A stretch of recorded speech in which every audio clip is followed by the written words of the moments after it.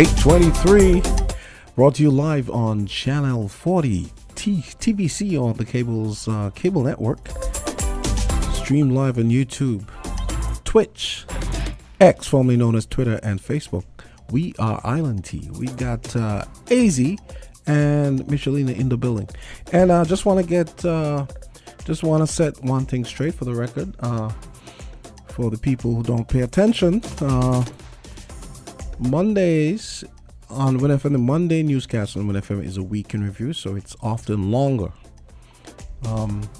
So what that means is the sports starts later, and Social Security 5, which is supposed to be at 8, starts later, and that also means that Island Tea starts later. So just to the people out there who don't really listen to the news, but somehow have all sorts of things to say. Now, if you were listening to the news, you would know that Mondays, it's a week in review, so the news is longer. So, yeah, I just wanted to get that out of the way. So, everyone, I just want to say a pleasant morning. It's Monday morning, and of course, we're going to start the best as we can despite the circumstances. So we're here and it's Monday and we have so many things to speak about. It's so many topics. I know within studio is myself, Michelina, and Jamster, and we're here and we're going to be speaking about a number of issues. I saw yesterday that there was another homicide. I have not seen any reports yet, official reports, but we know that there was a live that was done and several lives done showing the situation that occurred. I just want to express my condolences to the family, and I too want to pray for our country that we really, that some control is put in place, something is done, to address the increased number of homicides. Just last year, St. Kitts and Nevis, I was listening to a video, and within the Caribbean, ranked second. Perhaps in the Caribbean, I think we were second to, if I'm not mistaken, St. Vincent and the Grenadines, if I'm not mistaken. But we definitely ranked number 2 because I remembered that. So hopefully, as time progresses, as the year moves on, hopefully we, the people, the government, the society, take address and arrest the situation at hand. Michelina, how was your weekend? Good morning, good morning, good morning, good morning, St. Kitts and Nevis, good morning, residents, good morning, diaspora, good morning, especially to the shut-ins and the elders, those persons who are listening and looking forward to me, and the entire panel, good morning. My weekend was mommy-filled. I was just a servant daughter, which is very new. Mm-hmm. It is very challenging, but I think it's important work. So I was an absolute servant daughter to my mommy. I cooked, I washed, I cleaned, I rubbed her back, I washed her hair, I combed her hair, I kept her company. And I think that's what she wants.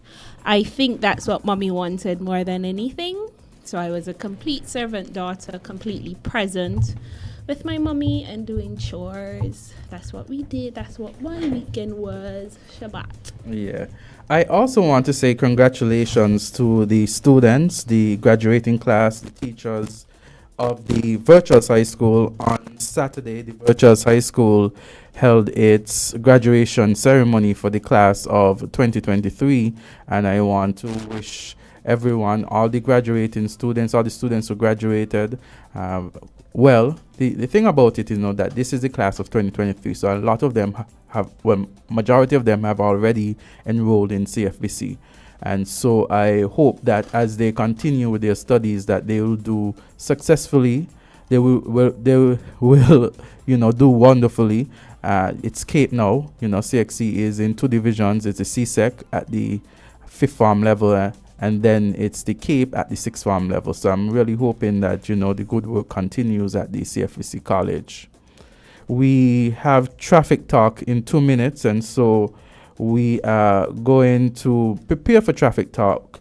And when traffic talk, concludes, we're going to go straight into, and again, we promised you that we were going to look at some of the points of discussion as it relates to the PLP's convention, not the convention, the press conference that they held on Thursday, the 1st of February. So we have some interesting discussion afterwards at the 9 o'clock after Traffic Talk. Of course, Traffic Talk is interesting as well, and we're going to meet the officers and discuss matters as relate to traffic at 8:30. So we, encourage you to stick and stay. I just want to say a special congratulations to the teachers of the Virtuous High School who were awarded. Teachers like Miss Patrick Ray, tell a good teacher Outer Road, Mr. Calves, my art colleague, and Tariq Drew.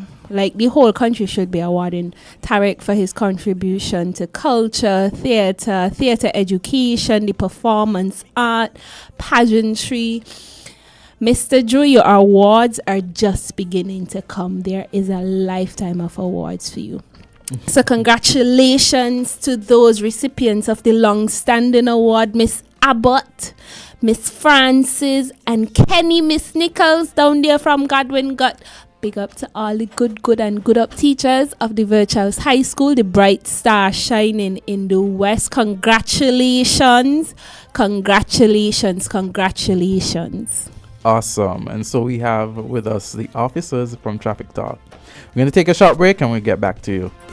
When it comes to the important things in life, your health, your education, your choice of a life partner, and of course your insurance provider, only the best will do. Caribbean Alliance Insurance is the only insurance company in the Eastern Caribbean with an A excellent rating. We have a robust 3-tier reinsurance strategy that protects our policyholders from multiple catastrophes, even if they occur in quick succession. We spread our risks over 18 territories, ensuring minimal impact to individual territories when a disaster strikes. We provide an excellent claims experience. Claim settlement is usually between 24 to 48 hours. Our A excellent rating means that you are more secure with us. Contact us for motor, property, marine, public liability, employer's liability, and other policies. Delisle Walwyn, people you can trust. Local agent for Caribbean Alliance Insurance. Tomorrow secured. Be careful on the road. Don't make it an episode.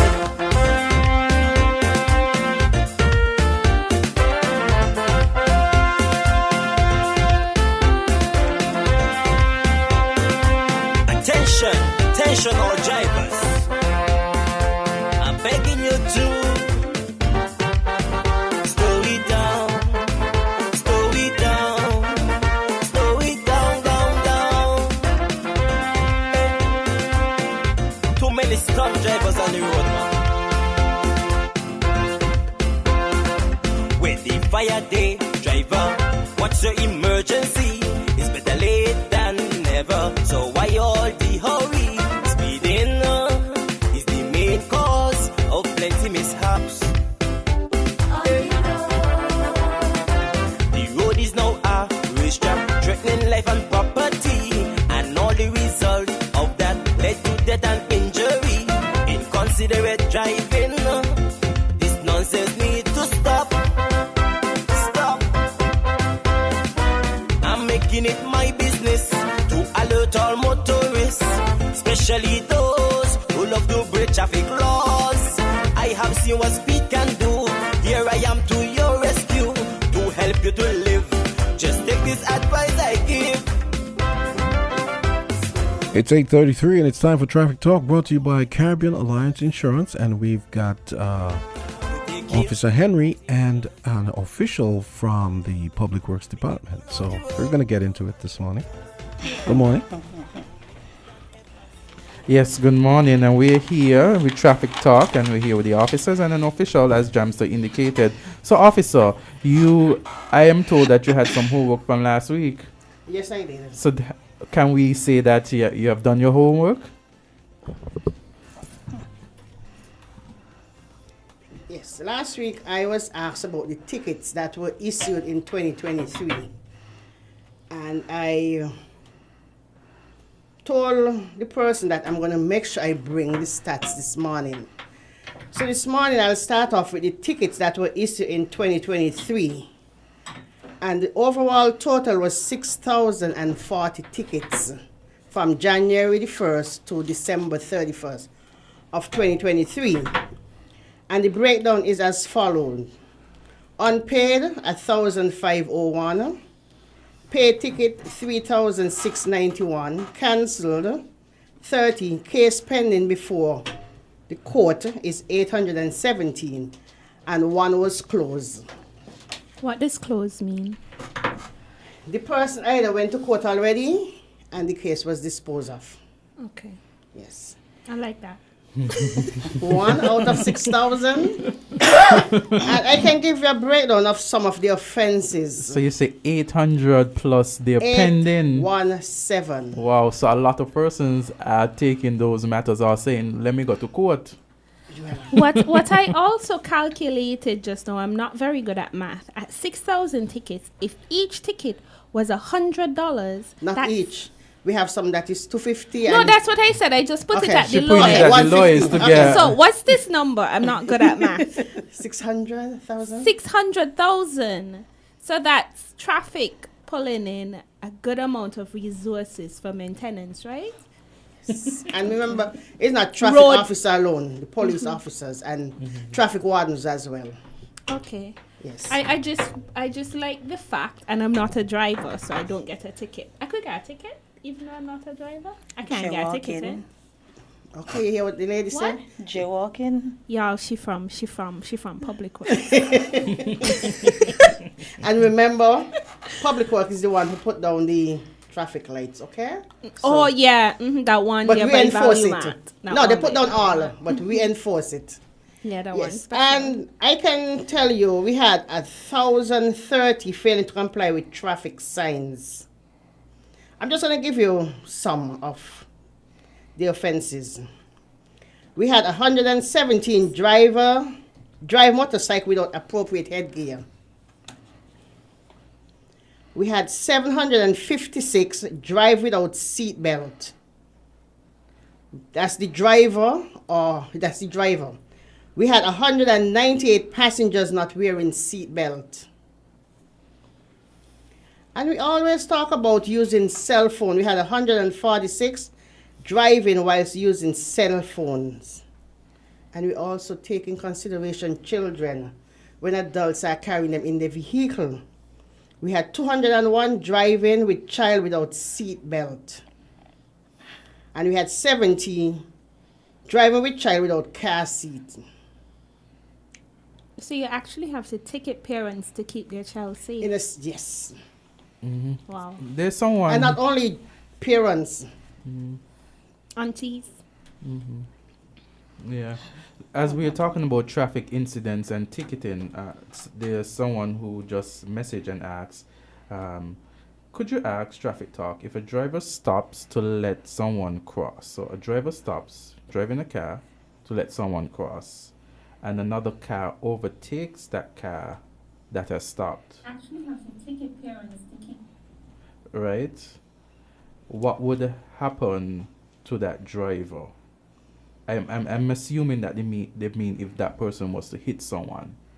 After the person stopped to let somebody cross and then someone overtakes and then Collided to the person. yeah, I'm assuming that is what they mean. What do the police do in an instance like that? They will be charged for driving without due care and attention. Because if someone stops in front of you, you don't know why the person stopped. It could be they stop for someone to cross, not coming out of the vehicle. It could stop because something in front of them, maybe some road works being done. So you don't know why the person stopped. So you always look ahead to make sure that nothing is going on before you overtake someone. Yeah, and I like how you said that because I had a matter with a client as well in relation to, as you said, the careless driving and stuff like that. So those, the persons would be held liable accordingly once the evidence presents itself to be so.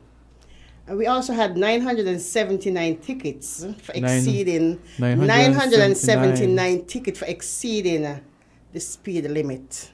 And remember, a speed ticket start from 250 and it could go up to 9 something, yes. And for also- each additional 10 miles over that hour is $100. And officer, it'll be important for us to note as well that speed, some zones are as low as 20 miles per hour. So speeding could be 40 miles per hour. So when you think about speeding, sometimes when we drive and we think, well, we only driving 40, but if you're driving 40 in a 20-mile zone. That's 250 and it could go up to 350. Yes. I want to ask a question completely off the record. I don't know if you could hit the ball I'm about to spin. But I go walking down the Boyd's area, right? By Ross University, by the nursing school. And I find down there just feel nicer. The road just feels safer.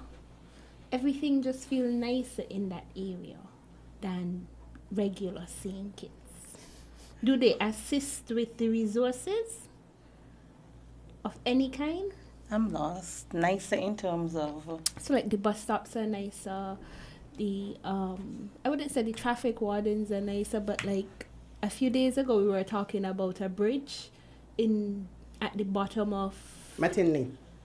No, at our bridge that the regular people cross. You mean in Bastille? Mm-hmm. You mean close to Social Security? Yes, the that road. bridge. But then I realized that down by Ross they have a bridge and it's like super secure. I was like, fancy over a gutter as well. Everything down there when it comes to road and safety just seems nicer. Well, bear in mind the bridge at College Street was constructed way before I was even born. And then the one at Ross was done 2 years ago. So there's a difference in time factor. And that one was done by Ross UHMS. University. Oh, that's Yes. that's what I'm Yes. asking. I just wanted to know if they add, because it does feel like they add to the upkeep and the maintenance of their environment, which is awesome. So because it does feel nicer. I don't mind that they contribute. I think that's responsible corporate citizenry. It's beautiful. Maybe I need to move in that area. But I walking down there, I just realized everything was just a little bit, nicer. And I did get some word that, the bridge in College Street, they're going to do some work on it from listening to us. So kudos. Okay. So now I have Miss Gumbs from the Public Works Department here with me this morning. And she have some update to give the general public of some work that is being done. Work that are being done. It's already right? Mm-hmm. Right. Work that are started at the St. Peter's area. Well, it's basically to give an update on the reconstruction of the St. Peter's main road. A lot of people have heard or have seen that we have said a contract or a project is on the way for the resurfacing, upgrading of the St. Peter's roadway. And many people are complaining and saying that they are not seeing any work being done, any actual literal work on the ground being done. So basically, we are just here, or I am just here from representing the Public Works Department to inform the public of exactly what is happening. And it's not that work is not being done, but it's work that they are not seeing, the actual literal milling of the road and resurfacing and stuff like that. So the project went out. What is the work that we're not seeing? Well, that's what I'm going to explain now. The project went through the whole tendering process and everything last year, and evaluation and everything, and the contractor has been awarded the project. The contractor is Rock and Dirt Limited. The project is a design and build, whereby the client, which is the Ministry of Public Infrastructure, has given the responsibility to the contractor to design the road and then construct it.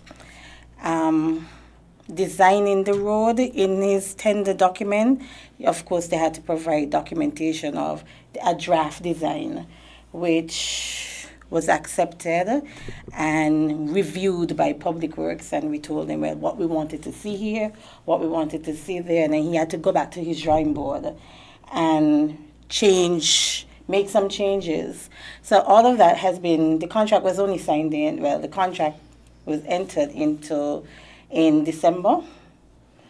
And so he had to go back to the drawing board and make some changes. He had to do some additional data collection in terms of topographic surveys, see where we have to put in. Well, generally you could look on site by eye visual and say that you will need a retaining wall here. But now he has to go and say, well, how high the retaining wall has to be, where we're going to widen the road if possible, how we're going to widen it, stuff like that he has to go back and do. So that is what has been happening in the meantime while we are saying the project has started. Okay. In the sense that he's doing all of those surveys at the moment. Can I ask a question? And the question is not necessarily for you, but maybe you can take the question back. The road project is being paid for by the taxpayers of St. Kitts and Nevis. Is it possible for us to be a part of that? How we want the road? Yes. Because it seems as if it was very insular, and I'm not certain that those making the decisions use the road, the actual road, and could speak to the problem like those who actually live in the community. So I just wanted to know if, I'm not sure. Well, I live in the community. I know you live in the community. But you know what I mean. Joe Public, who lives in the community, well, yes. Use the road if they had a say, if it's possible for them to have a say, because we often take for granted the perspective we have, not utilizing the thing we want to fix. Because you might have a problem with it, but me who using the road every day might have a different functional problem. The retaining wall might be, but then I might prefer this design for something. Well, no, I'm just saying. Okay, but no, with the retaining wall, we wouldn't really listen to someone outside. Joe Public could be a construction engineer. Joe Public could be a road engineer. Joe Public could be anything. But the retaining walls are mostly to retain land slippage. That will be the reason why we'll be putting them in, and not just putting them in for design. I'm just saying. Aesthetics. Joe Public is wide and varied, so Joe Public is not the ordinary. I agree. Yeah. In that, perhaps this should have been done, but moving forward, my job here today is just... Okay. No, trust me, those who's supposed to be listening are listening. Okay, the question good. is for them. Nice. Okay, 8:47. Traffic Talk is brought to you by Carry Alliance. I have 3 questions, but I'll give you them. The first question is, I was told that there's going to be a roundabout in the vicinity of the... I guess you could say. But I haven't finished updating. There's one. Can I update? Oh, you can. There's a specific item that I would like the public to be aware of right now, and that is called the condition survey. Because we are more or less at the point where we want to start groundbreaking. So in doing that, the contractor is expected. There's an effect to when you're vibrating and all of that. There's an effect to properties within a 75 feet radius of the road. So the contractor is expected to go and do a property condition survey of the properties, so that if anything happens, the insurance then would come into play into repairing any damages that may have been caused due to the vibration and stuff like that. Wait, so let me understand this. There was no consultation with the public, but there might be property damage. No, well, anyway, there's always a possibility for property damage. I'm not saying there will be, but there might be. Because we have mitigation strategies that we will take when dealing with, especially in the area of New Road proper, where there are houses that are exactly right there on the road. So there are mitigation things that we will do to ensure. But just in case the off case, just like we could have an earthquake. No systems are perfect. Exactly. No amount of mitigation Right. ensures perfection. Exactly. So that is why the contractor is now expected to go and do our property condition survey. So we're going to evaluate your property. If you have a crack in your corner, we will take note of it, take the pictures of it, document them, have them on file. So at the end of the project, we can go back and make sure that nothing happened to Michelina house. Oh no, it can't be my house. Well, but anybody you're else. doing an awesome job. I'm giving So, you a hard time, and you're doing an awesome basically, job. that was my role here today, to inform the public that be on the lookout.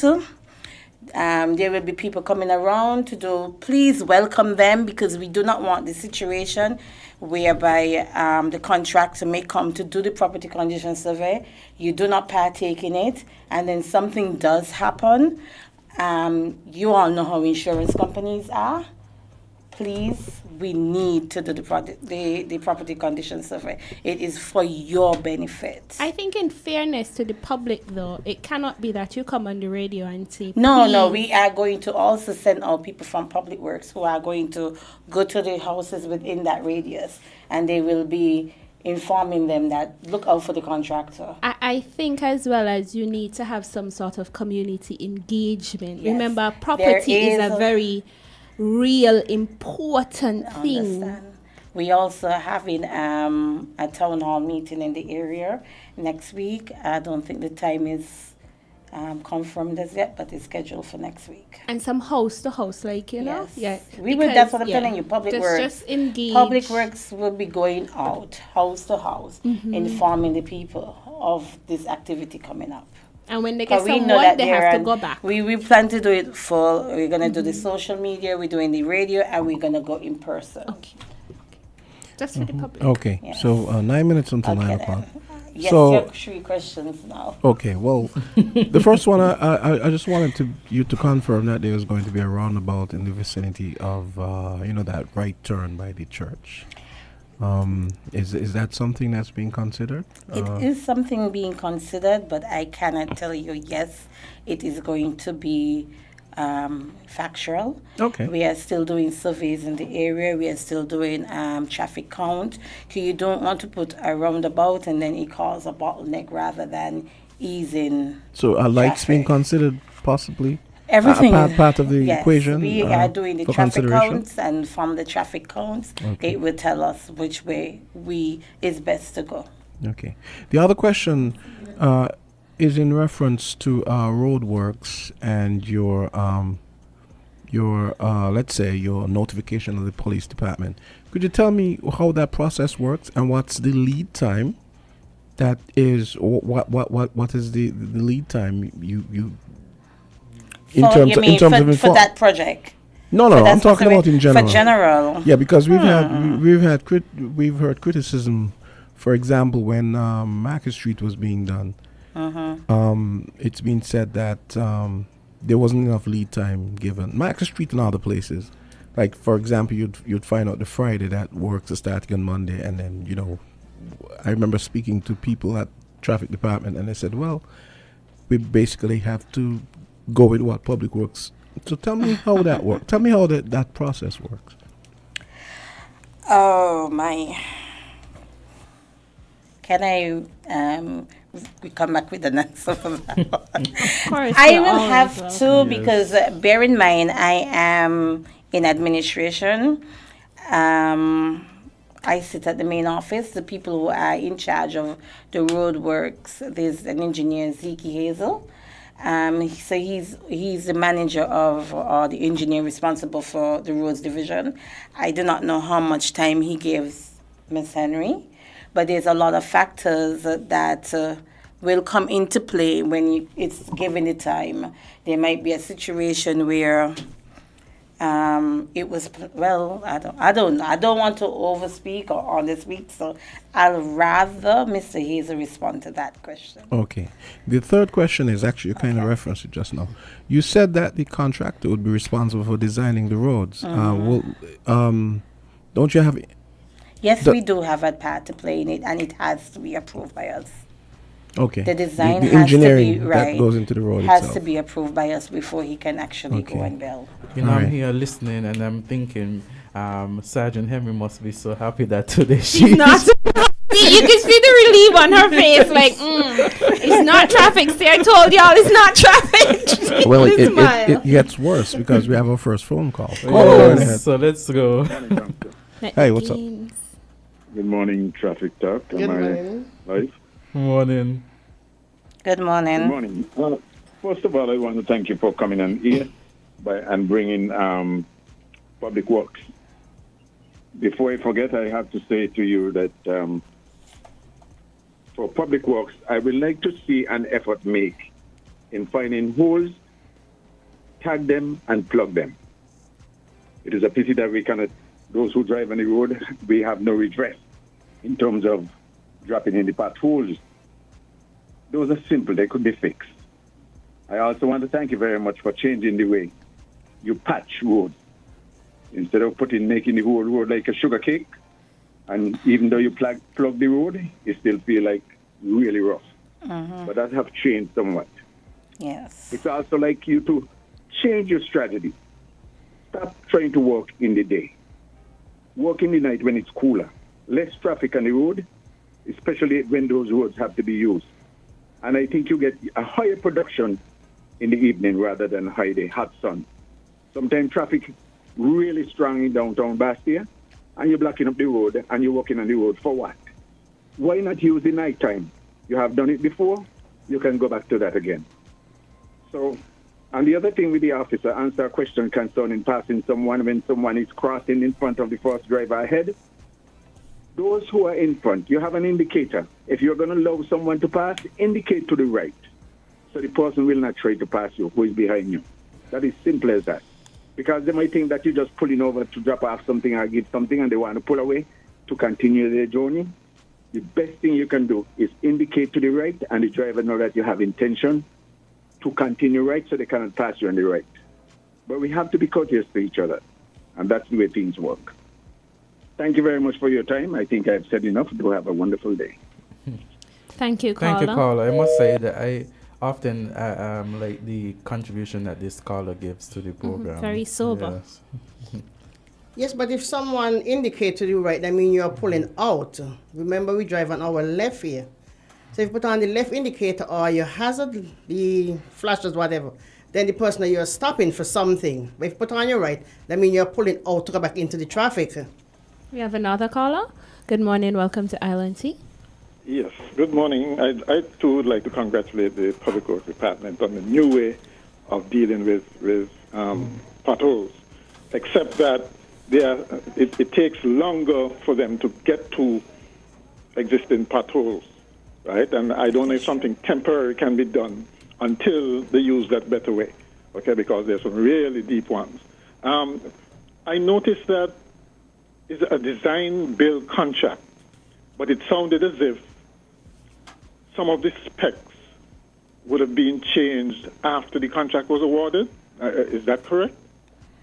You mentioned that one of the delays, for instance, is like having to get more specs from the contractor, let's say on the height of retaining walls and those kinds of things. Wouldn't that have been in the initial contract that all contractors would have been aware of in sending in their bid? Not necessarily. The specifications that we have in the contract have not changed in terms of we are telling you if you're doing a retaining wall, what strength concrete you have to use, the depth of the asphalt. Those are specifications that do not change, right? The contractor, all contractors were asked to submit a draft design. The contractor might have put in that he's putting a three-way carriageway in an area. Even though he may have won that contract, but none of these designs would ever be the same. Even though somebody may put in that they're putting a three carriageway, we would then have to tell them, well, no, that is not possible in that area because of maybe overall development or whatever, go this way. So those are things that will change and not so much of his design, but is like redefining his design, making it more fit for purpose. We have If I another call. understand. Yes, If I caller, understand. go ahead. Good morning. First question. Since the specifications of the work to be done have not yet been finalized, does this mean that we have a contract, but we do not know how much this job is going to cost? Again, specifications. That is not. We have a contract and we know how much it's gonna cost.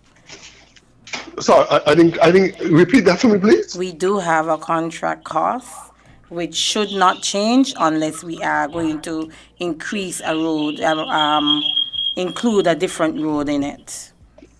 We are Can you not tell us- so much of changing the specifications. Could you tell us what is the cost? What is the value of the contract that has been awarded? I can't give you the exact figure. Could you give us an approximate figure to the nearest $100,000? I could give you to the nearest million. Okay, could you give us the nearest I million? went to study the wrong thing in school, boy. The sum of the contract is with contingency, which Public Works put in, is 31 million. Mercy. more or $31 less. million. Yes. Okay. Swallow. Second item, with regards to the, before we get off that specific job, you said that Rock and Dirt has been given this contract. Yes, he has been. Was Rock and Dirt the company that received the contract to build the Old Road Bay road extension? Yes, he was. Okay. Next question or observation. Ms. Hazelle pointed out that you are asking members of the neighborhood to submit their homes to inspections in the event that something were to happen as a result of the road works. But what I think you have unfortunately failed to give credit for is that the community is being involved in determining whether or not their properties are being affected. But as you have admitted, you have not involved the community in the design of this road. And your explanation was rather, I would say, one of, well, you people are not smart enough to be involved in road design.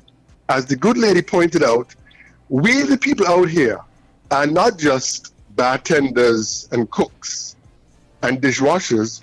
Some of us are can I also interject, engineers please? and would know something.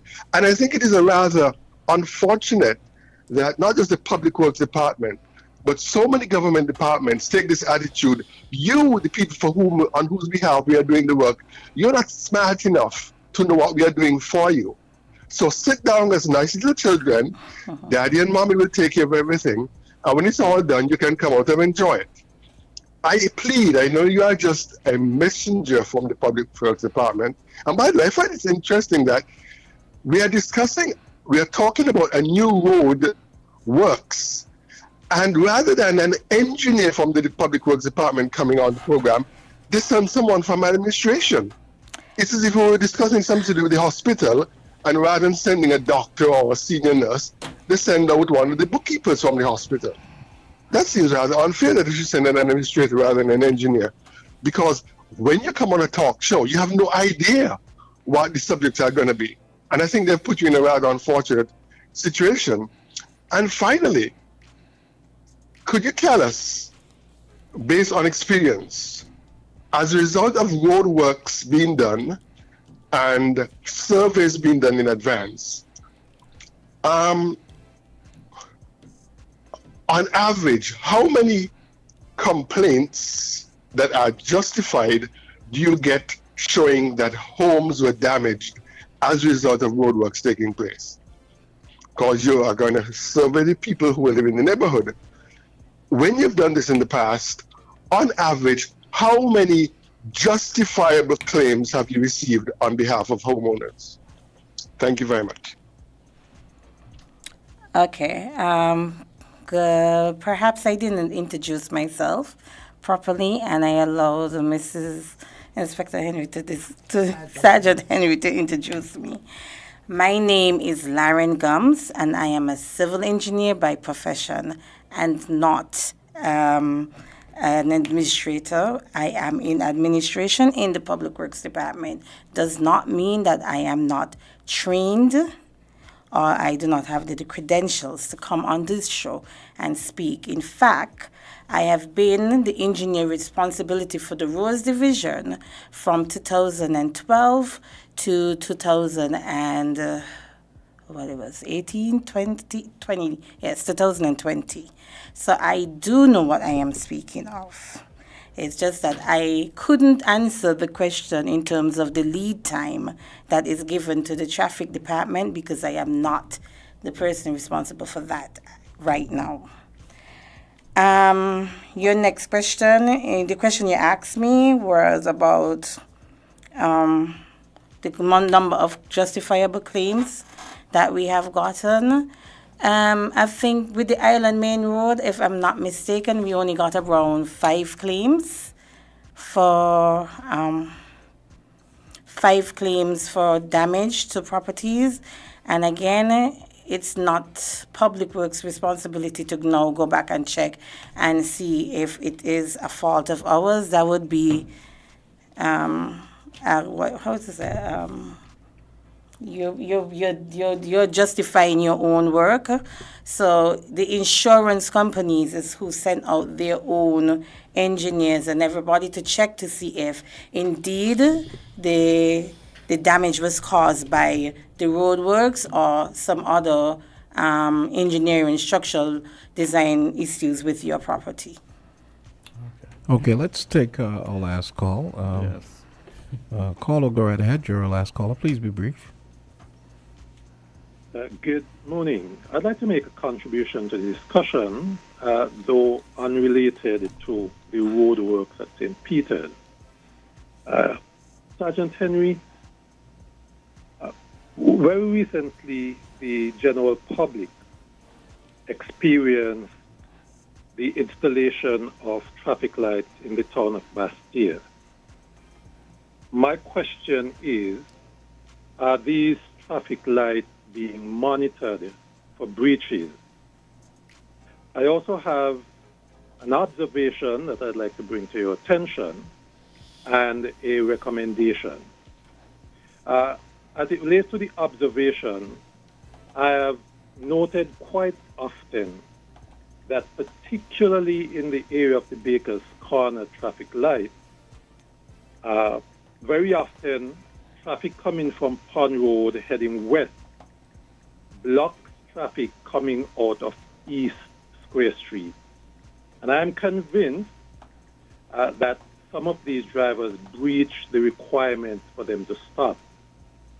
I have observed this both as a driver coming out of East Square Street and as a pedestrian standing in the area and observing traffic. So my recommendation as it relates to the traffic lights in general would be that the traffic department engage in a period of observation during, in particular, the peak periods of traffic. And I'd like to suggest that one of the areas be observed is the Baker's Corner area. And I'm sure that whichever officer is placed there will get a clear indication of what I'm talking about. This would also allow the traffic department to determine whether there's a need for a review and adjustment of the programming of the traffic lights. Because one of my other observation is that by the time the countdown is on for pedestrians to walk while traffic is stationary, the green light goes on that allows for traffic to be moving immediately upon the pedestrian crosswalk saying 2 or 1. I think one of the reasons why this is particularly dangerous is because the areas for vehicles to stop in most cases awaiting the green light for them to proceed is significantly a shorter period than, I believe, international standards. So I'd like to suggest that the traffic department engage in a period of observation of what happens at these traffic lights. 2, that while there are CCTV mounted in areas of, well, I should say some areas of the traffic lights, if they're not monitored, that they be monitored for breaches so that persons are held accountable for the responsibility they have to other road users. I have observed in a number of cases where traffic is flowing, particularly on the major roads on Cairn Street, while pedestrians are walking, having a right as given to them by the direction of the traffic light, walking on the pedestrian crossing. So that's my contribution. Thank you, sir, for your contribution. The programming of the traffic lights, that is really done by Public Works Department. Yes, Sergeant. It's not traffic You should department. see Sergeant's face in here, Yes. y'all. Sergeant be like So- with a smile, like Yes, let's so have some I accountability. have that noted, and also the young lady, Miss Gumbs from Public Works. Civil engineer Gumbs, let's get that out there. Civil engineer She'll Gumbs. take back that. So the programming of the lights was done by Public Works. As I said, we only monitor or we enforce the law that should be in place. I hear you, Sergeant. I Yes. believe you. I believe you. You spoke about the traffic lights. Yes, they are monitored, but I think we need to do more, and more will be done. As I said, shortly, they'll be giving tickets when persons run the red lights. But this have to go before, as you know, Parliament for such to happen. Really? Yes, because remember, everything have to pass in law before we could send a ticket to someone, because you have to go before the magistrate. And you have to be on the books before such could be done. So everything would be done shortly, sir. And I take everything that you said, the observation and your comments, I took them into consideration. Yes. And we want to say thank you so much for coming here this morning. I know it took a lot of guts to answer in the way that you did. We know that here on the radio, the questions can come from anywhere. And so we want to say thank you, and we hope that it's not the last time we see of you, and that we want to wish you well as you continue to Before serve. you go, the caller wanted to apologize to you, so I think he said he has one more question, but I think he also wanted to apologize. Okay, come. See, you're like a hot topic. Caller, go ahead. I do apologize to the engineers here. Unfortunately, you were under introduced. Okay. And so it is very good first to know we were speaking with someone who's qualified, just that you are not in the specific department that would apply. However, can I take this opportunity? An important issue, I think. Down at the junction of 4th Street and the Bay Road, at the Old Treasury Building, the museum building as we call it sometimes, the traffic lights are still functioning. However, the pedestrian crossing isn't. And the location of the pedestrian crossings have now been made ineffective because with the hoardings that have been placed around the building, it is not possible for people to properly activate the signals when crossing from the southern side of the road. And also, when they cross over using the pedestrian crossing, they are still on the roadway. May I ask the Public Works Department to introduce a temporary signaling spot further along on the road, on the sidewalk, relocate the pedestrian crossing so as to make it safe for pedestrians to cross. And not when they cross, they are still on the roadway. Or when they are waiting to cross, they are on the roadway. What you need to do, and within all of your skills, to simply place a pole with the appropriate wiring further along on the sidewalk, where there's a safe place to cross from sidewalk to sidewalk, and put down a pedestrian crossing at that spot. After all, these works at the Old Treasury Building will probably still be ongoing for another 6 months. And I think we should do something within that period of time. Thank you very much. Your suggestion has been noted. So, as Azard said, Miss Gumbs, Engineer Gumbs, thank you very much for... No, we got the Engineer Gumbs. Gotta get out there. Thank you very much for coming. I intentionally gave you a hard time and you did brilliant. Thank you. I do hope you come back. As you see, Traffic Talk is 15 minutes overtime because the public is so excited to have access to you to ask questions. Sergeant over there laughing like I just tell her, but I don't believe me. See, I bring the proof. So the collaboration is one that speaks brilliantly to nation building, cross-sectorial, interministerial collaboration that is definitely needed as we move towards a sustainable state. Engaging the public, as difficult as it is a necessary thing so that we could buy into what is good for us. In Jesus' name. So thank you so much, officer, and also Civil Engineer Gumbs. Thank you so much. And we are going to, after this, we're going to come back and we have some topics to talk about. We're going to talk about the PLP press conference, and also we're going to play a little clip about St. and Nevis, and about there was something about the most violent countries, Caribbean countries in 2023, because on the Facebook page I saw someone indicating how St. Kitts and Nevis could have been number 2. So I'm going to play it so we could hear for ourselves the information that is out there. So thank you so much. Thank you. Just take this advice I give. When it comes to the important things in life, your health, your education, your choice of a life partner, and of course your insurance provider, only the best will do. Caribbean Alliance Insurance is the only insurance company in the Eastern Caribbean with an A excellent rating. We have a robust 3-tier reinsurance strategy that protects our policyholders from multiple catastrophes, even if they occur in quick succession. We spread our risks over 18 territories, ensuring minimal impact to individual territories when a disaster strikes. We provide an excellent claims experience. Claim settlement is usually between 24 to 48 hours. Our A excellent rating means that you are more secure with us. Contact us for motor, property, marine, public liability, employer's liability, and other policies. Delisle Walwyn, people you can trust. Local agent for Caribbean Alliance Insurance. Tomorrow secured. We're different. We're 98.9. 98.9. Win FM.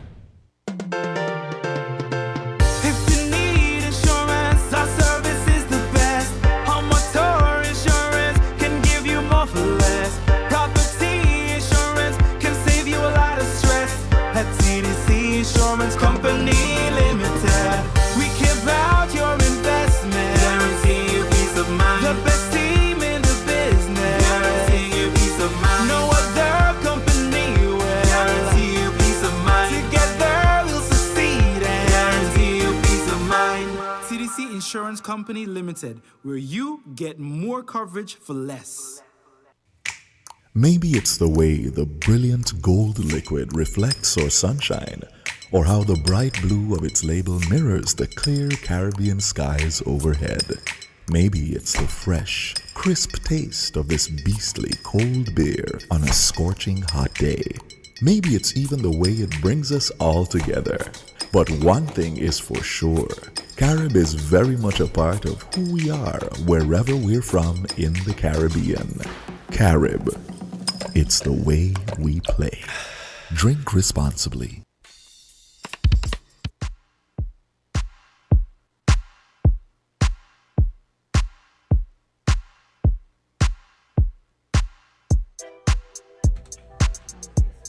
18 minutes after 9 o'clock, that was Traffic Talk, saying special thanks to the sponsor, Caribbean Alliance Insurance. And Island Tea continues. Yes, so as we indicated, so there was a shooting yesterday, and I see an article here being published on the Royal Police St. Christopher and Nevis Facebook page. It says, College Street shooting under police investigation. So it says the police are investigating a shooting incident which resulted in the death of a 24-year-old Jimmy Allen of Upper College Street, Bastille, St. Kitts. The incident occurred on February 4th, 2024, between 2:30 p.m. and 3 p.m. It says initial investigations indicate that Mr. Allen was accosted by two assailants who exited from a vehicle and opened fire in his direction. He was struck several times about the body and was pronounced deceased at the scene. It says too that the crime scene unit of the Royal St. Christopher and Nevis Police Force processed the scene and collected some items of evidential value. The general public will be kept abreast of the investigation as it progresses. Should anyone have any information about this or any other criminal incident, you are encouraged to contact the nearest police force or call the Crime Stoppers Hotline 707. The Royal St. Kitts and Nevis Police Force expresses sincere condolences to all who have been negatively impacted by this incident.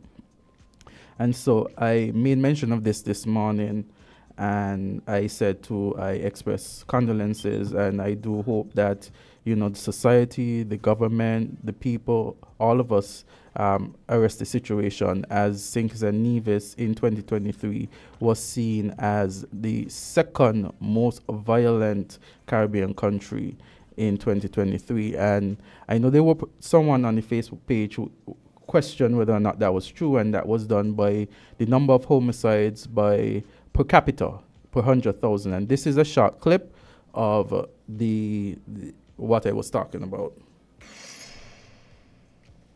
Today, we embark on a journey, not just to list the top 10 most violent countries in the Caribbean for the past year, but to delve deeper into the heart of these societies, unraveling the threads of violence and seeking the light of solutions. Join us as we navigate through the turbulent waters of crime, seeking hope and resilience in the face of adversity. Let's uncover the truth, understand the pain, and envision a future where peace reigns supreme in this paradise under the sun. In 2023, the crime rate in the Caribbean has been on an erratic trend, and we thought it important to update you on the trends experienced throughout the region. We are going to take a look at those countries experiencing the worst crime, ranked by the number of homicides per 100,000 people, along with the serious assault rate, and in the end, examine what we can do to overcome it. This is not just a list, but a call to awareness, a moment to reflect on these stories often left untold. It is very important to note, however, that overall, the entire Caribbean region is generally considered a safe destination for travelers. While certain statistics may highlight crime in small pockets of the region, these incidents are often localized and do not typically affect tourist areas. The Caribbean islands are known for their strong focus on tourism, and as such, they maintain a high level of security in areas frequented by visitors. Many of the islands have been listed among the safest to visit in 2024. The tourist regions are often well patrolled and have established infrastructures to ensure the safety and comfort of visitors. Additionally, the economies of these islands are heavily reliant on tourism, motivating local governments and communities to create a secure and welcoming environment for tourists. Therefore, your trip to the Caribbean should not be overly influenced by crime statistics, as the experience of tourists is generally very different from the broader crime trends that might be present in non-tourist areas. So join us as we delve into the complexity of crime in the Caribbean. But before we get started with our countdown, it is important to understand how we measure and analyze violence to determine our top 10 list of the most violent Caribbean countries or territories. Violence is a complex and multifaceted phenomenon that can manifest in various forms, and measuring it requires a combination of quantitative and qualitative methods. There are several indicators we use to measure violence in the region, and we employ the combination of two key metrics. The first and primary indicator we take into account is the two violent crime rates, the homicide rate, which is the number of homicides per 100,000 people, and the serious assault rate, which similarly is the number of assaults and batteries per 100,000 people. Both of these figures are provided by the United Nations Office on Drugs and Crime, and each country's reporting. The secondary indicator will be the Global Peace Index, which is a comprehensive measure developed by the Institute for Economics and Peace that assesses the relative peacefulness of countries and regions worldwide. The index uses 23 quantitative and qualitative indicators into three main categories. 1. Crime and the level of societal safety. 2. Ongoing domestic and international conflict. And 3. The degree of police and militarization. This index gives a much more holistic idea of which countries are peaceful, with the lower the score meaning the more peaceful the country. By combining these indexes, we aim to present a balanced view of violence in the region. While the homicide and assault rates offer direct insights into violent crime, the Global Peace Index provides context and depth, considering factors like societal safety and conflict. We acknowledge that no single metric can capture the full complexity of violence, but together, these indicators can provide a robust framework for our analysis. While we recognize that not everyone may agree with our list, we strive to be fair, unbiased, and just, basing our rankings on the reported statistics from these countries, as they provide the most reliable and objective measures available to us. To kick off our list in the number 10 slot, we have one of the smallest nations in the Caribbean in terms of population. With a population of only 72,000 we're gonna go to Dominica is not only one of the smallest countries in the Caribbean. So Dominica was number 10 on the list. Yeah, I'm gonna go straight up to St. Kitts, and so we could have that, and we'll take a short break. St. Kitts and Nevis. In January, authorities officially confirmed that there had been 31 murders in 2023, equating to a homicide rate of 64.6 per 100,000 people for a population of just 48,000 people. This has resulted in a disheartening record for the highest number of murders in a single year since 2011. The alarming spike in murders has propelled St. Kitts and Nevis back into international headlines, as the country now finds itself listed among the nations with the highest per capita murder rates in both the Caribbean and the world. This stark contrast comes years after relative success in crime reduction under the previous government, which witnessed an average of around 11 murders annually between 2018 and 2022. And in the unenviable position at number 1, we have the country with the highest homicide rate per capita in the Caribbean for 2023, St. Vincent and the Grenadines.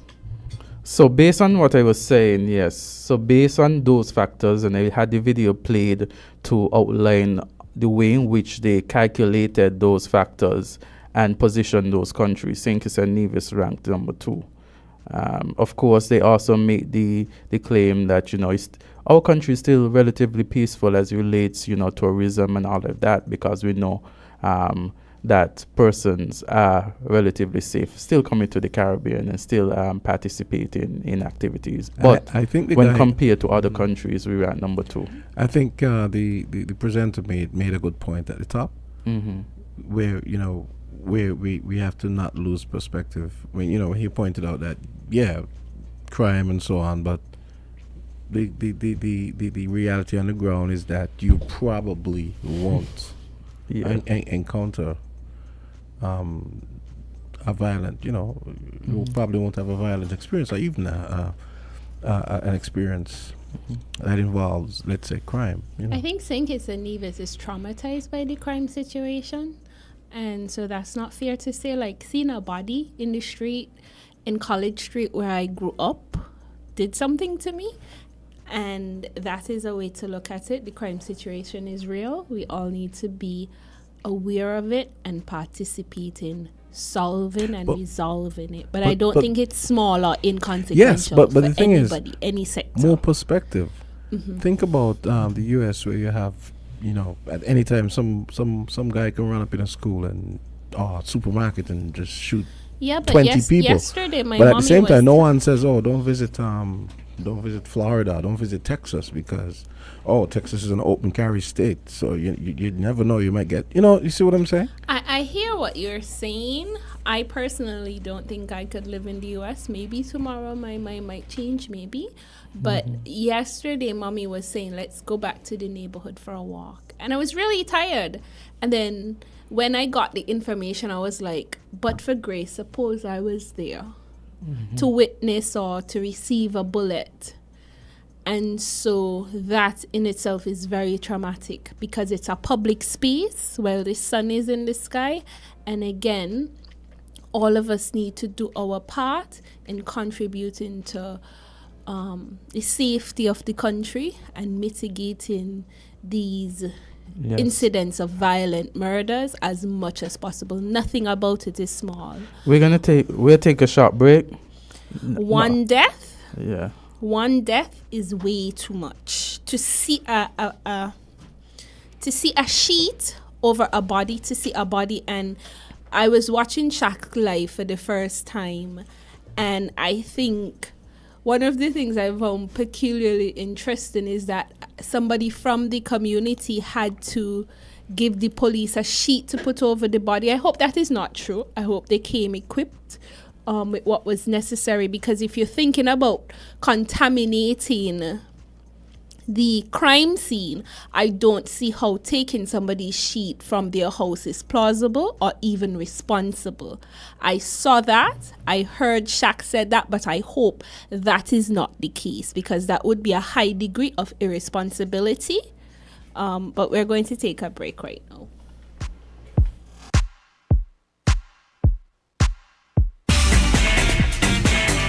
Found the sound 98.9.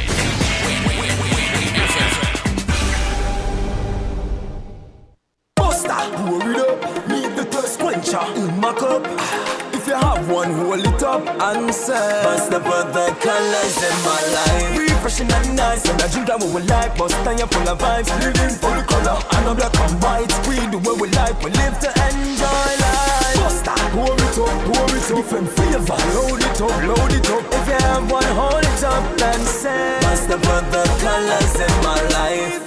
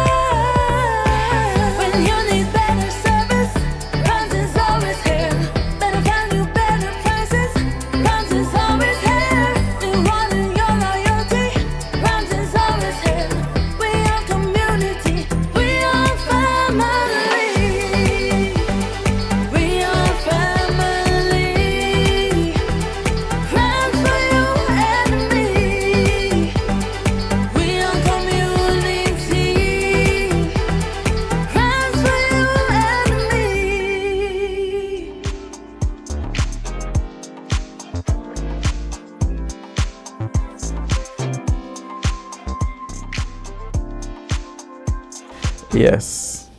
So we have with us in studio, and we're going to have a brief discussion because we're going to invite her back.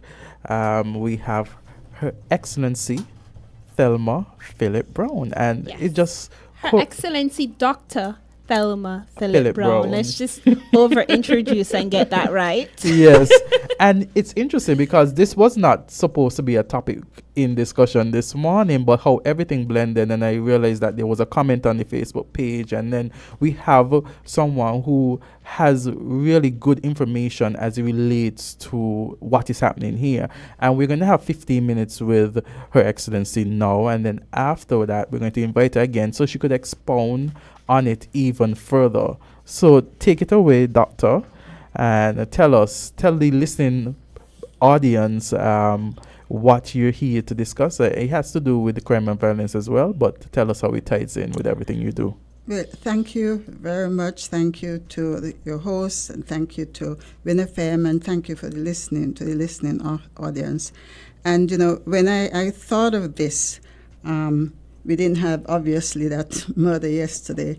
And I was on another station last week, 2 weeks ago, and I said that we are among the highest in crime rate in the Caribbean, in a region that's highest in the world. And then here we go, this comes out. And let me point out that they made a slight error in that our population is about more like 54,000. So the rate is actually about 54.7 or so per thousand population. But it is still number 2. And this has been going on for over 20 years. Hundreds of persons dead because of it. And I want to read a quote from the poet John Donne. And it relates to what you were saying. Yes, yes. Any man's death diminishes me because I am involved with mankind. Amen. And therefore, never send to know for whom the bell tolls. It tolls for thee.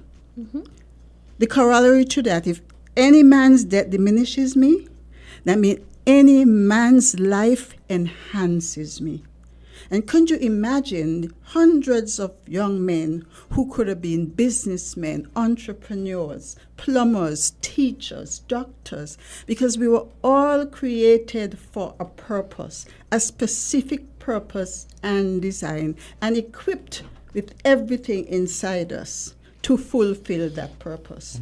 And so we have all these young people going to the cemetery with unfulfilled lives. More than that, as she was saying, the trauma. Imagine the trauma to the parents and the siblings and the children. Hundreds. I myself have had about 6 persons, close friends or family, who have died, young men. And so we are a trauma-filled society. Very much. Yes. And what struck me, recently I did a course in theology, and I had to do a memory box on grief. I did close to my brother. He died 20 years ago from an illness, autoimmune illness. And the 3 weeks that I prepared it, I went through so much trauma because I didn't realize I had unresolved grief. Could you imagine what is happening in our society? And Dr. Brown, what you said, you spoke to those immediately affected, but trauma extends to the literal community bearing witness to this. Absolutely, absolutely. Seeing a body in the community that I grew up in. Absolutely. Was and is hard. Yes, yes. And the nurses and the doctors and the policemen and the people who transport. And the children who are growing up with these images and experiences as normal. When I went to UE for the first time, I had the boast of saying, people is dying St. Kitts when they're old. Absolutely. Absolutely. Imagine me. For me, a murder was every 10 years or something like that. Right? Yes, and then I was literally in public health when we went. I remember we went from 3 to 5 to 7 to 9 to 13, and at that point I started saying, we have to deal with it as a public health crisis. And so that's a segue to what I want to talk about, the ACE study. In 1992, all the ministers of the Americas designated violence a public health crisis. In 1993, the Surgeon General of the U.S. also came out and talked about the public health crisis. The CDC put a violence intervention program in place, but it has never gotten the traction. And then there's an article that you can Google from Counterpunch saying ACE, the groundbreaking public health study that should change America, but it won't. It can change the whole Americas, but it won't. And maybe you can Google it, I don't have time. But I want to briefly, the ACE study, in the 90s, 1994, 97, there was a doctor who was head of preventive health in Kaiser Permanente.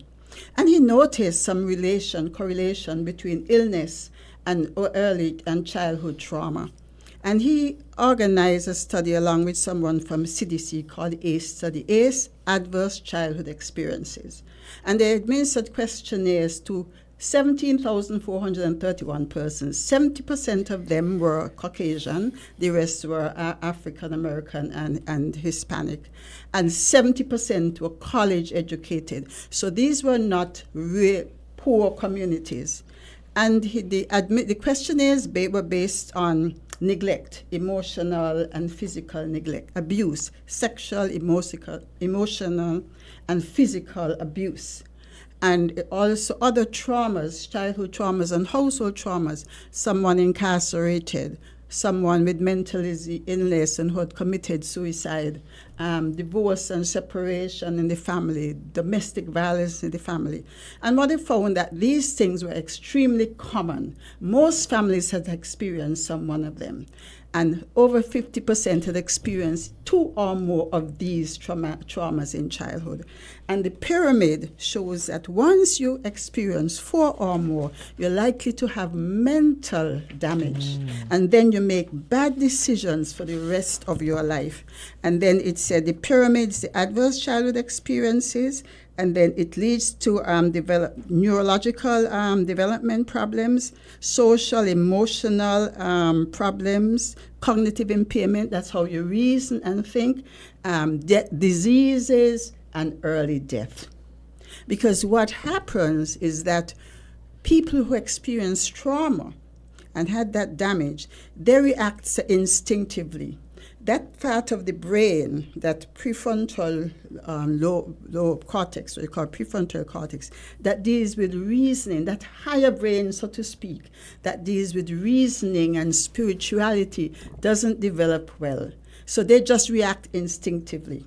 So if you are trauma-filled and have not dealt with it, if I hit you, then you just grab something and whatever you catch, and the anxiety, the delusion, anxiety. And one of the things I've witnessed coming from a very poor community, because there's a correlation between poverty and crime as well, is that a lot of the mothers of these young men are traumatized to some sort of mania or mental illness, whether their son be in prison and they have to cope with that trauma, or their son dying. And so the correlation between mental wellness for the mothers and the children, the girlfriend. So trauma, I've witnessed it. I've witnessed mothers in my community, and I can't, definitely I'm not a psychiatrist or psychologist, but coincidentally at the death of their son or at the imprisonment of their son, the mania, the delusion, the depression, and so the mental health crisis of crime, the effect of it on the public. And when a mother who has other children goes into depression or manic depression, or it triggers those mental illnesses. Absolutely. All of us are affected. Because all the children, and it is, and we The can talk teacher. about later, it becomes generational, and it in the DNA. You react, it's a stress reaction, always based on adrenaline and cortisol. Then you get not only mental illness, but you get the physical illness, the chronic disease, the heart disease, and the people are dying earlier from cancers and things, because you're always constantly under stress. You want to take a call? Sure, we could take a call. Call or go right ahead. Greetings, IT. Greetings to your guests. Traumatization, on top of traumatization. Remember, we are enduring a traumatization from hundreds of years of enslavement and atrocities that is unimaginable. Yes. And we now are turning on each other, increasing the trauma. And the sad thing about it is we are taking these deaths as a norm. Yeah, we are seeing this. It is becoming a norm. We witnessed what happened yesterday from a distance.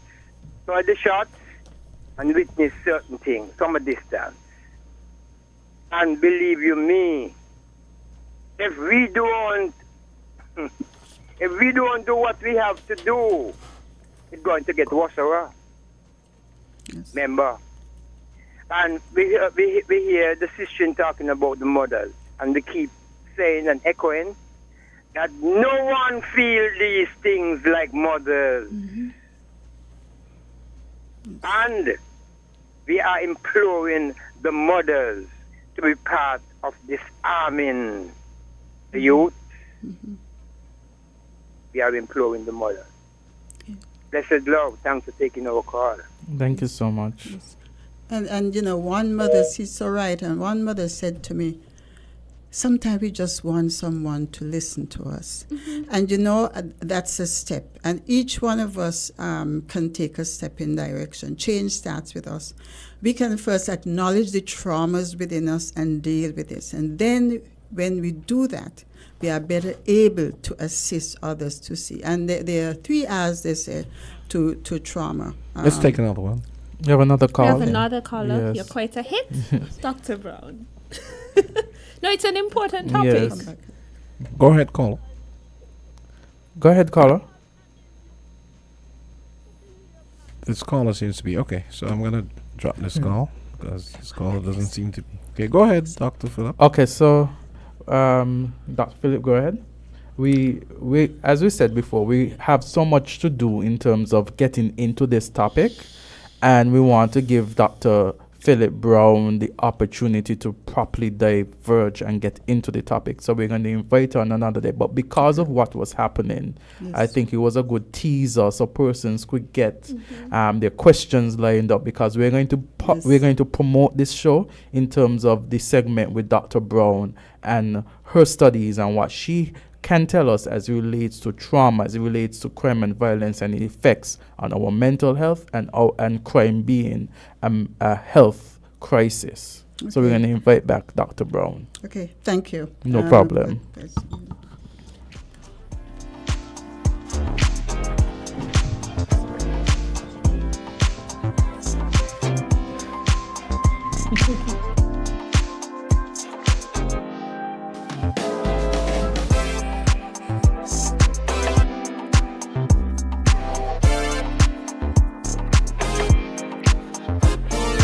WINN is 98.9. 98.9 is WIN FM.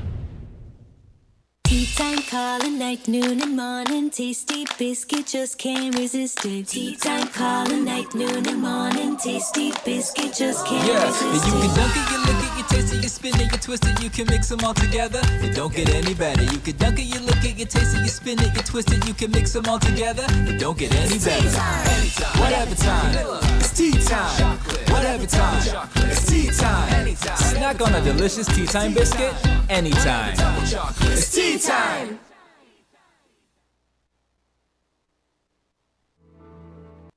Do you want to know what's happening in sport? Tune into On The Ball, a weekly tour show which is on Win FM 98.9 every Tuesday from 7 to 9 p.m. with me, your host, Troy Biff Mills. We will keep you on the ball with our variety of guests and, of course, your calls, discussing the facts and the stats and sharing your opinions. Get on the ball and stay on the ball by tuning into On The Ball with Troy Biff Mills on Win FM 98.9 every Tuesday night from 7 to 9 p.m. and also on Facebook and YouTube. Be on the ball.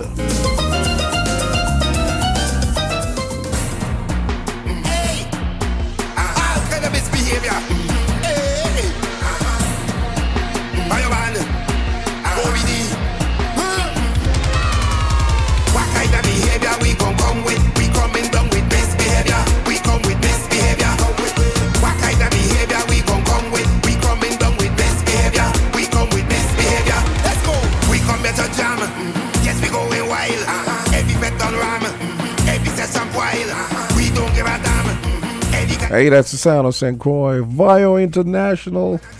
Misbehavior. Sounds just like AZ. I thought, Jamso, because we're going into a little bit of the PLP conference, press conference, I thought you were playing that there to get us out, getting on wild. No. I just wanted to. I just teasing you. No, I know. I know. Okay, yeah, so we are going to just hear some questions. And we're going to ask, as much time as we have to see what we could do. I think we could get a little extra 5 minutes. Yeah, I think so. We started a bit late. And it was no problem. It was no because of us. So, Jamso, we could get a little 5 minutes. We could get a little 5 minutes. We're going to take 6. We're going to get a little 5 minutes. Only because Michi said You know what this reminded me asking? You know what this reminded me asking for the 5 minutes? Parliament. Okay, in that case, no. I was just going to say, My hero, the speaker. No. Not my hero. Sorry. Let's go.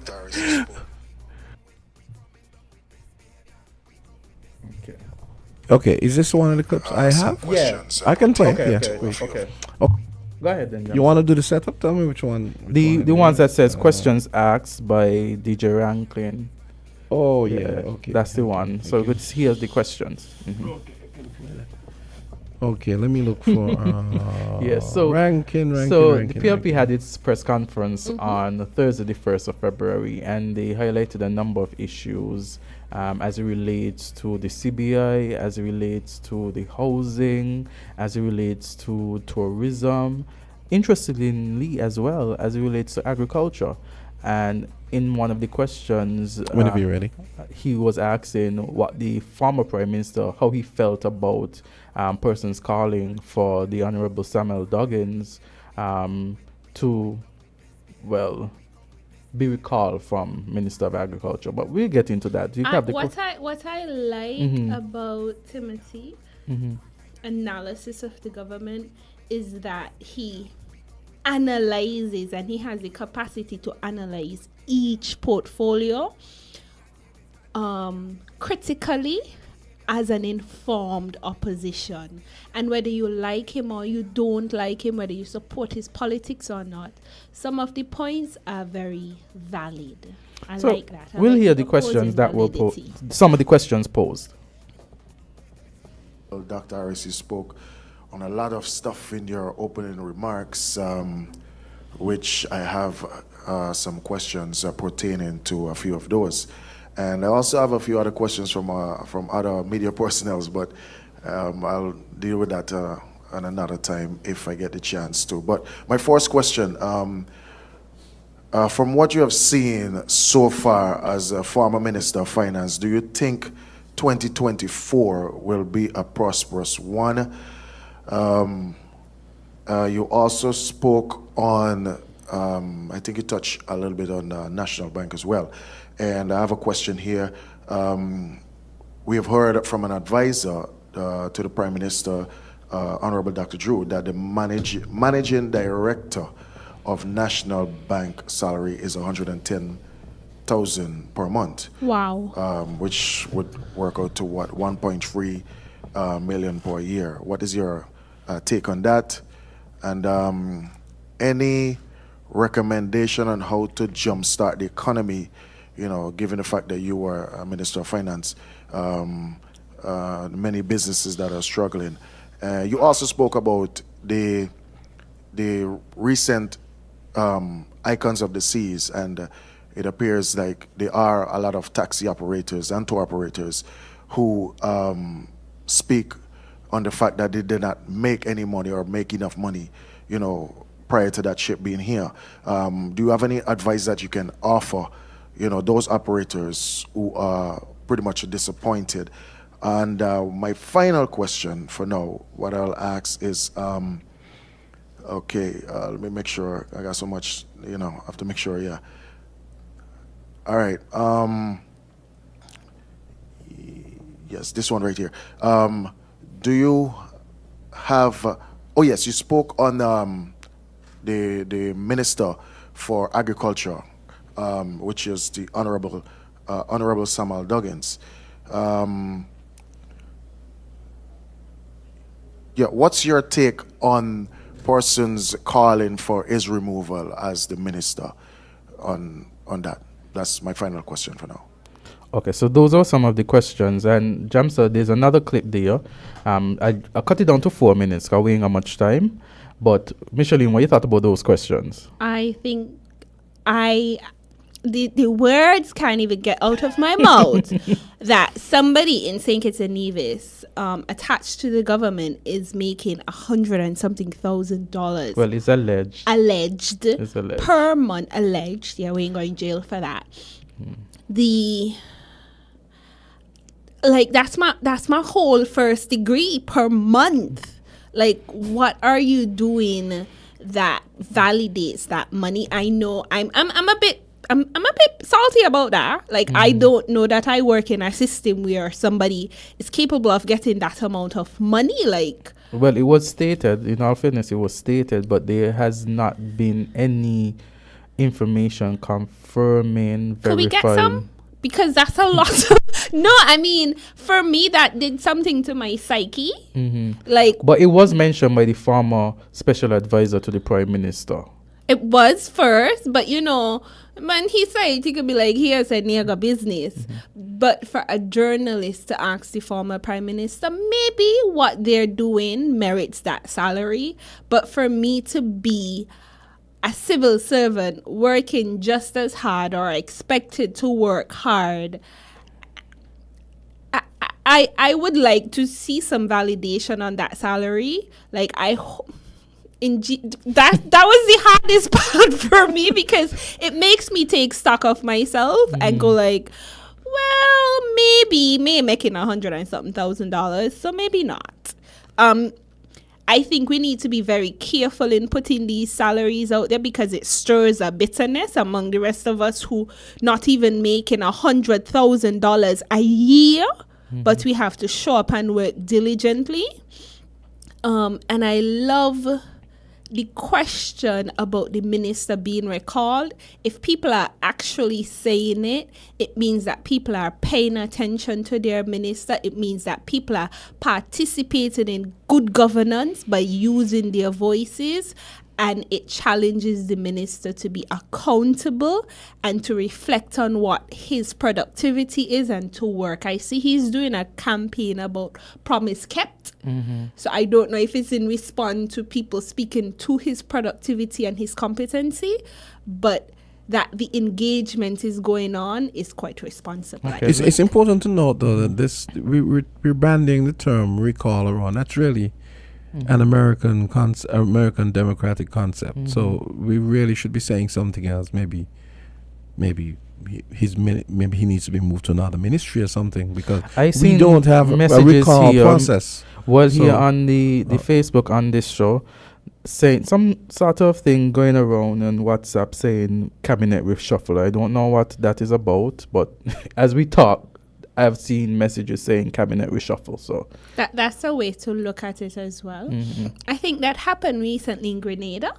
Oh, there was a yes. cabinet reshuffle. I think somebody gone away to study. Remember, they had a song by his name is Calypso, Unexpected, when he said "Shuffle, Doggy, Shuffle." And I think Dougie did some cabinet reshuffle when Dwyer was fired. I think and Timothy was fired. This song said, cabinet reshuffle. This song said, he went on to say, "I don't like the caddy number 2, shuffle, doggy, shuffle." So there has been some changes. Yes, there has been. I can't speak to the merit of the change, if it's needed or not, but the people are speaking, and I see that the minister is speaking back. So let's hear what the former Prime Minister had to say. In his own 4 minutes, he went on further more than that, but for the interest of time. Okay. Thanks, Madam Chair. The issue of the whether or not 2024 will be prosperous, or perhaps more prosperous than 2023, I am very doubtful. If we are to use what has happened for the first month of the year of 2024 and really to predict outward, extrapolate, we will see that it's unlikely that things will get better. Why do I say this? This government doesn't want to learn.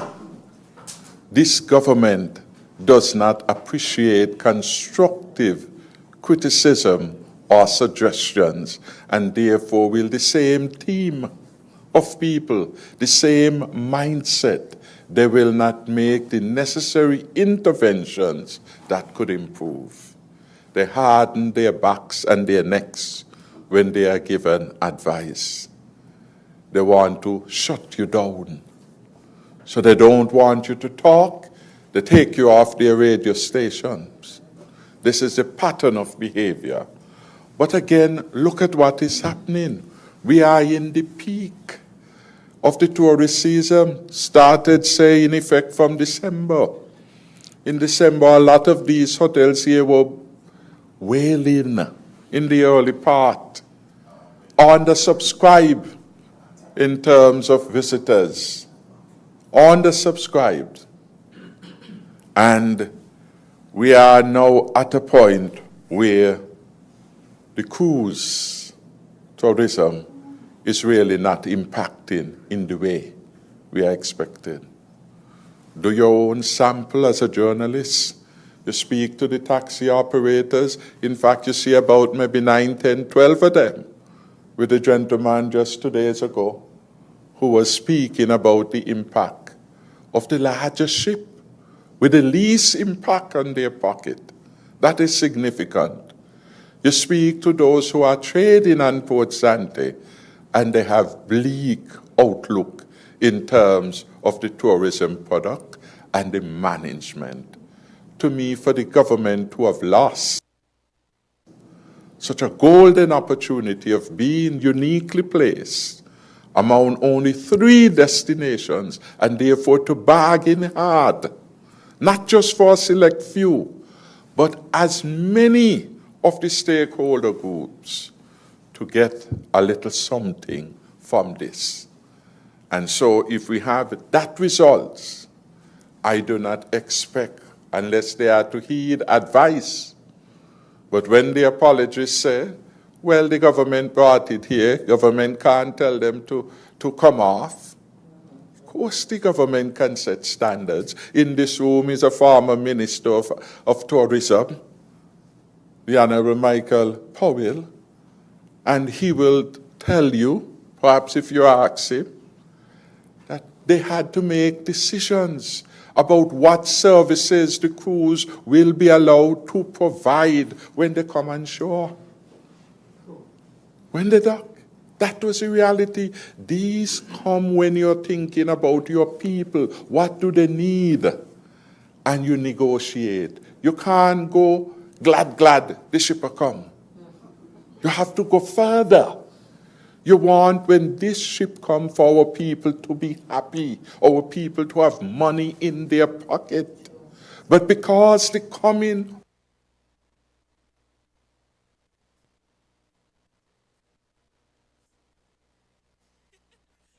What do you think about it? What do you think about his points? Well, I listened to him, and he really, the questions were 1, 2, 3, 4, but how he did it in a whole entire thing. So if you were to listen to him further, then he will address the other questions, but he's now addressing number 1, whether you think that 2024 is going to be prosperous.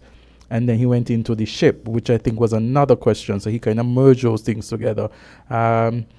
What stood with me is the fact that he says, and this quote here, he says, they hand their backs and their necks when they are given advice. Another thing that stood,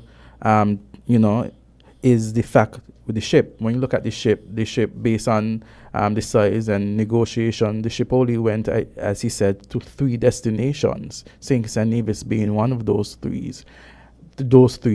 And the bargaining power, whether or not the government really bargained, and the benefit of the ship, when we look at the benefit, is there an economic spill-off as it relates to the persons, the taxi drivers, because you hear the taxi drivers making noise?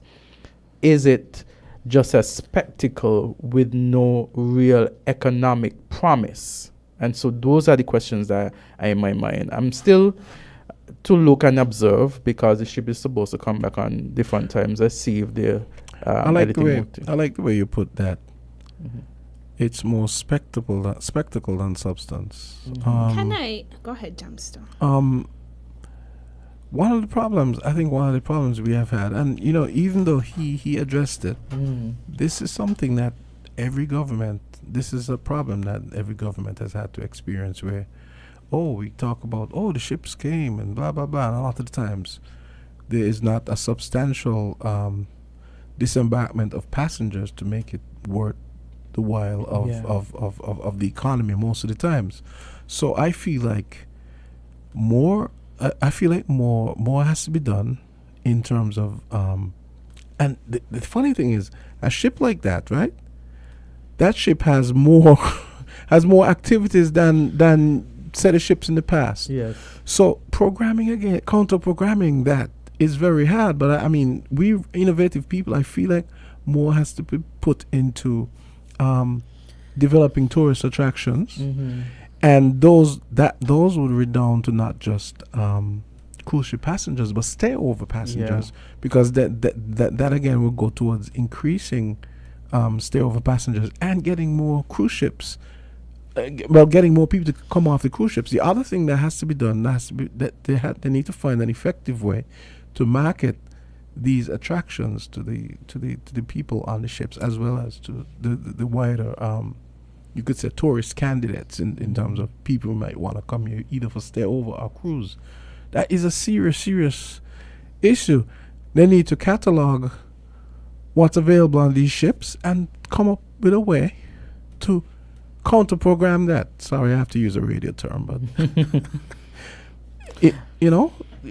I think this is what I'm gathering. I'm gathering a pattern, and I'm looking and trying to be as objective as possible, but still gathering a pattern where it looks like it's more about the social media than the substance. It's more about how much we could promise and what we can say to make people feel good, or make them, entice them, rather than trying to sustain them. And that is what I am seeing. I don't know if other persons are seeing that, but it's more about the picture taking. I've been saying that for years. Can I just say something? Because I don't want us to take the platform that we have lightly at all. On the weekend, I took my mommy to town, and while I was there, because my mother wants to go to the terminal. I don't know why. Don't judge me. Yes. But we went there for like a minute or two. Then she was like, "No, this is not it." I was like, "I told you so." But while I was there at the terminal, a few gentlemen pulled me aside and they was like, Michelina, y'all are doing a really good job. They will be fixing the bridge. They would be doing some dredging. They would be restructuring it for safety. One salesperson, the person that's selling barbecue, he was like, Michelina, they tell me I have to move. So let us not take for granted that the platform that is here and our voices to engage on behalf of the public, the country, and the diaspora, we are being listened to. Seems like they only listen when you're on. So let us not take for granted that they are being listened to. And Jamster, you might say that they listen when I am on. I probably get the most backlash from everybody that's on this panel, like real come for you. Man, talk about a double-edged sword. Exactly. But for me, it comes with the territory. So they do listen to us. Do they like that I speak? I doubt it. Will I stop speaking? Hell no. But as you talk about that too, it really comes, and we had the conference, the article that spoke about the Media Association, and we want to have a discussion in that this week during Wednesday. And it all comes back with the power of the media and having a voice and being able to say, because I think in the press conference they mentioned I think the former Prime Minister mentioned something too when he says, they lock you off from the media, or they take you off the media, when it is that the information or the way you speak isn't favorable to them, rather than looking at what you're saying and saying, how can we improve? I think they do. I do think they listen to us, Azard. They do not like that we are speaking. We create tension. It is uncomfortable.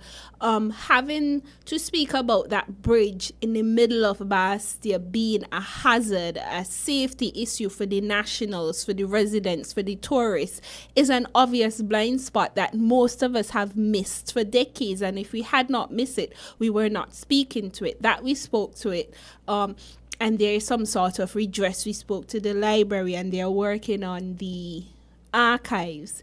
They do listen. They don't like that they have to listen, but they do listen, because when we mount this platform, at least for myself, yes, I do speak as Michelina, but I show up as Michelina with thousands behind of me, the people that are going to constantly stop me and say Michelina this and Michelina that. So I implore us not to take the platform and the opportunities we have for granted. They don't like it, they don't like me, but they have to listen. You know, I'm not ice cream.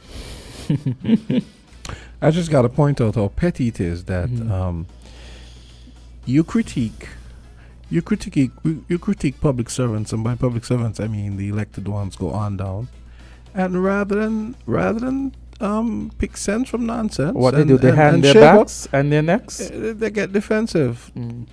That's so childish to me. Defensive and responsive, and you get to be placed on a bench, and they do all sorts of wickedness within their purview to do the things that they do.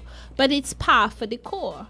Look at what they did to Christ. He came, he preached salvation. Is the people in the church? So who are we? Who are we? Yeah, right? who am I? You know? And for me, we need to be realistic with the listening audience and honest, accountable. If I'm going to get up on this platform and hold the government to account, not all of them are going to be mature enough for the authority they hold and their position to take in the feedback. Not all of them are going to be sensible enough to listen to the public say something that might be opposed to their best position. I mean, look at the incident with the road and public works. How is it so blatantly obvious? As soon as the engineer sat down, I realized there was no public dialogue. How you can have a capital project, $32 million of my money, taxpayers' money, you have the authority to take up, but neglect not to have public consultation? That's willful neglect. I don't know if you saw me talking to her after I was telling her that I think it's terrible that someone comes from the public works and someone asks how much money and you can't tell us. I said that is terrible, Because and that needs to change.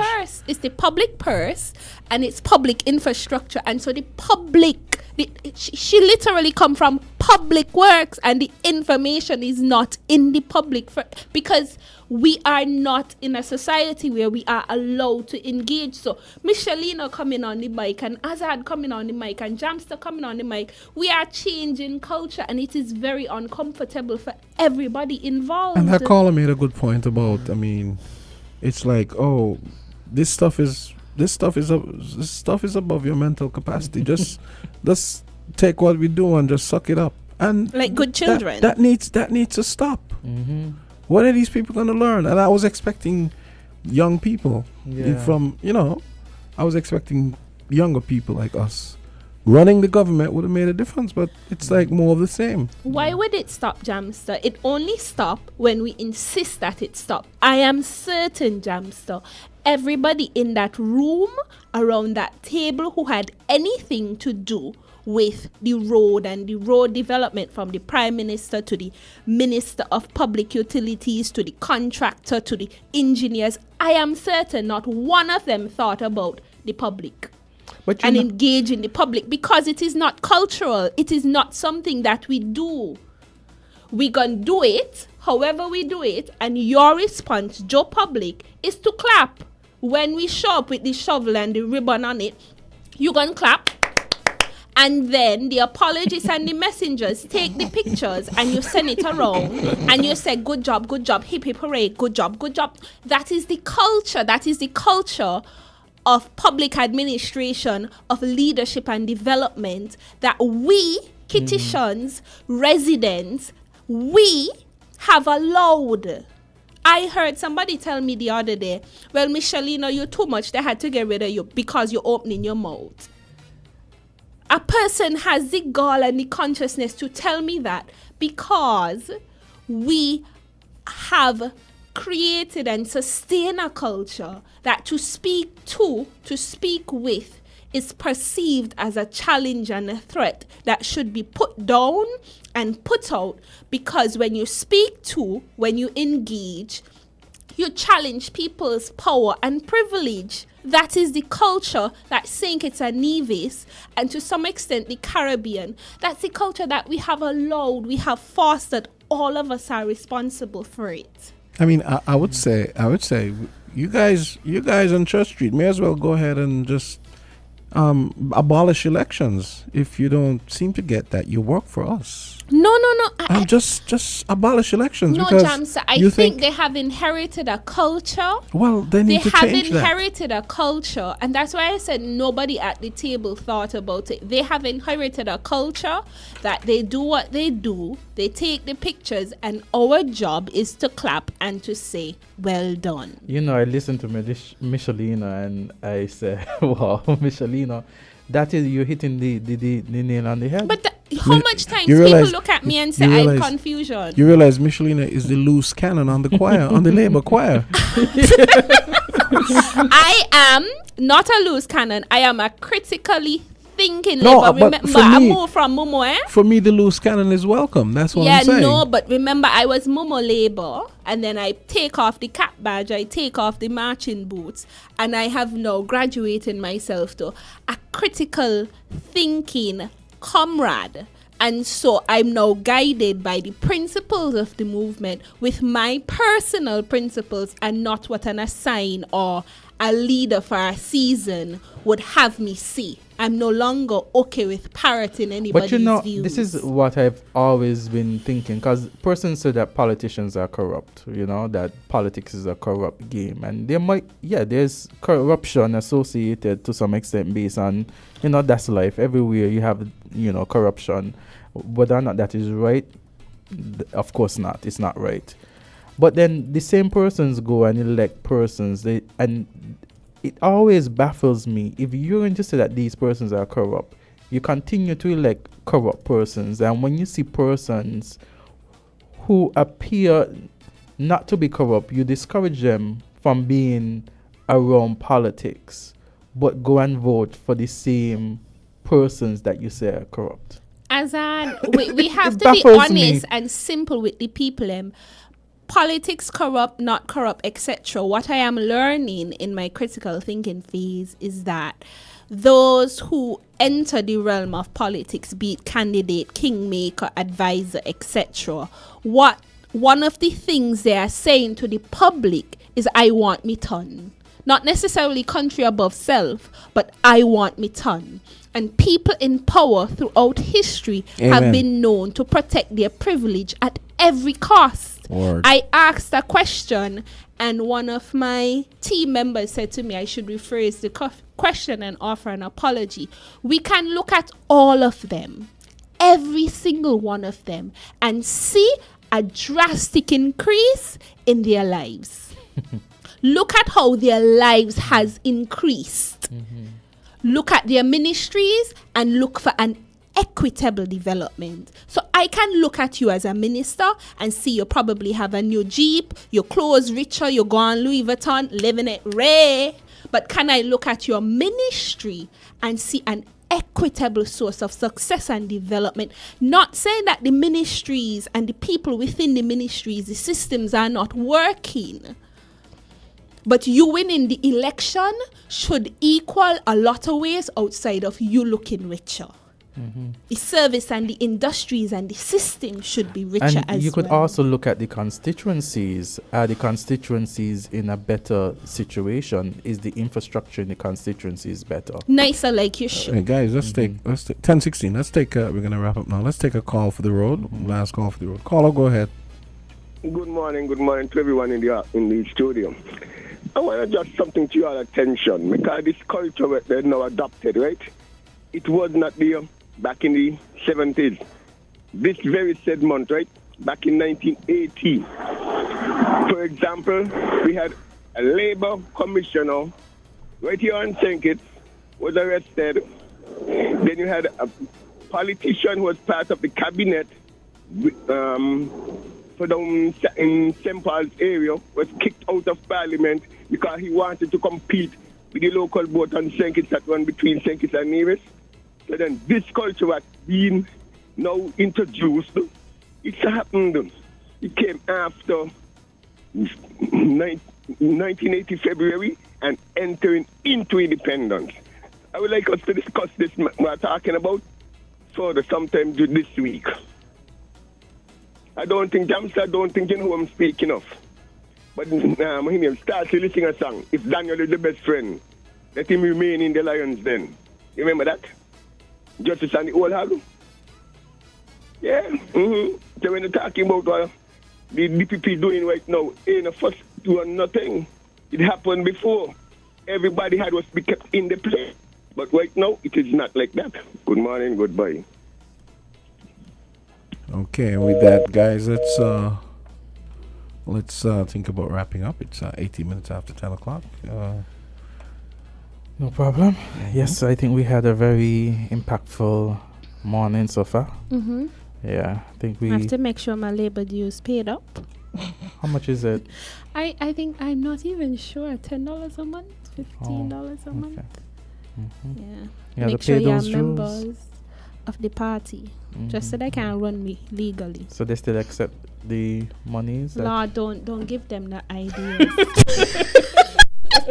Next thing I have to hire you to and accept my money in the name of Jesus. You need to start a party called the Out of Pocket Party. Labor is good for me. They don't like when you get out of pocket, right? They'll be all right. They'll be all right. Yes, They will be all right. I'm doing more good for my party than they can imagine or that I would have done otherwise. It might be uncomfortable, but it is necessary. Mm-hmm. So, on that note, we conclude this morning's edition of Island Tea. Join us tomorrow, God's willing, for another thrilling episode of Island Tea. Same time, same place. Good morning. We're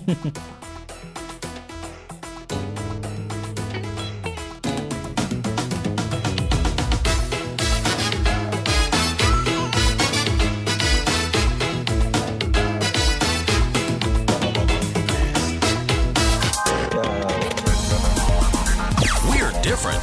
We're 98.